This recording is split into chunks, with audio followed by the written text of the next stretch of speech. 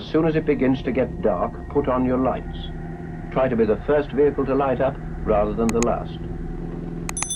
Pilot light at first, but switch on to main beam as soon as you can't see perfectly. And this brings us to a very important warning to all riders. We've come across countless cases of vehicles running into the back of unlighted lorries. Cyclists with no rear lamp.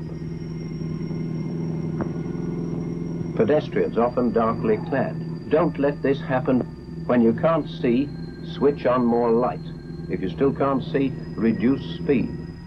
Drive within the range of your lights. You'll often come across this sort of thing. And if you're not, it's no use saying he should have had a light. Some of them don't have lights, and you'll meet them eventually.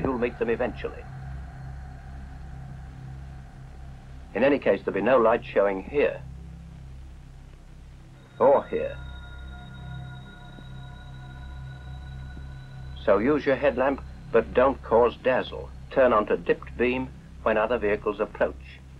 And when dipped, use even more care. If you're dazzled and can't see, slow down. Stop if necessary. Even when there's street lighting, watch these dark pools.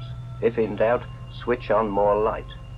So long as you're running on dipped beam, don't be put off if other drivers flash their lights. Remember the tragedy of Britain's worst road accident. When it's very late, don't treat deserted city streets with contempt. This is just the time when you'll meet people taking chances. And it's the time when the drunken driver's about.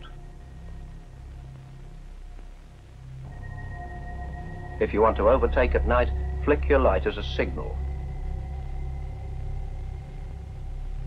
If you don't want to overtake, dip the light to save dazzling the car driver through his mirror. And remember, you can't expect other drivers to respect hand signals if they can't be seen. These shots show the advantage of luminous gloves.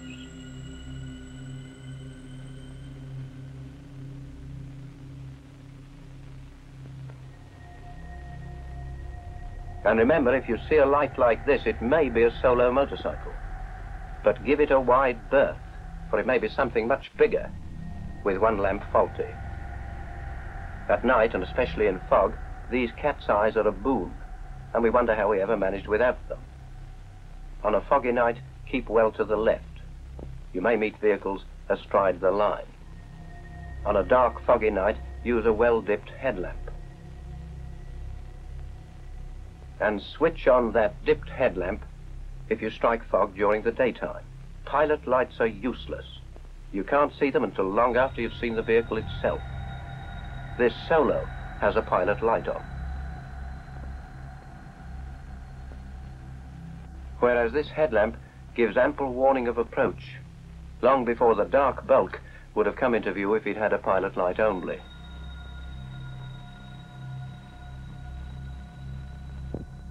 Motorcyclists have always been renowned for their courtesy and consideration, but here are a few reminders for the novice. If you hear the bell of a fire engine or ambulance, give the driver a clear road.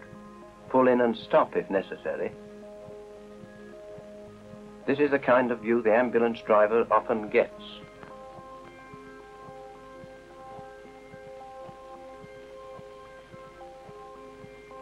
How much easier for him if other traffic gives way.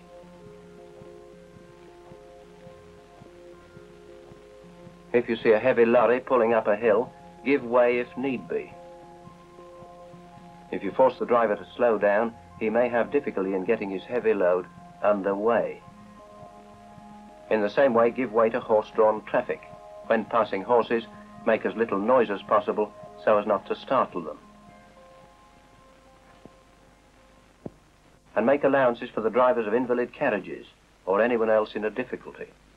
If you want to know the way, don't ask a point-duty policeman. Find someone else to ask.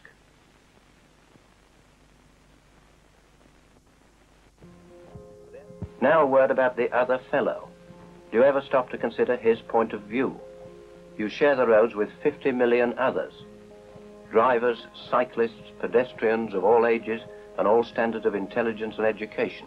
Some young and fit, others old or not so fit. All of us make mistakes sometimes. Make allowances for theirs.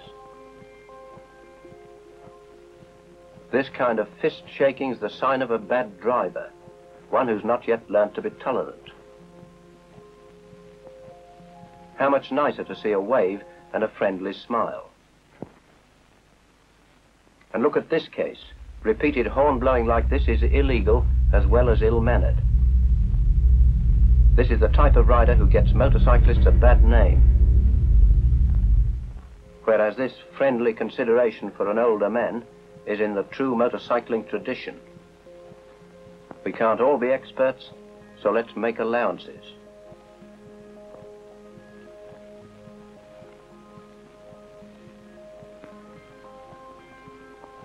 One final word.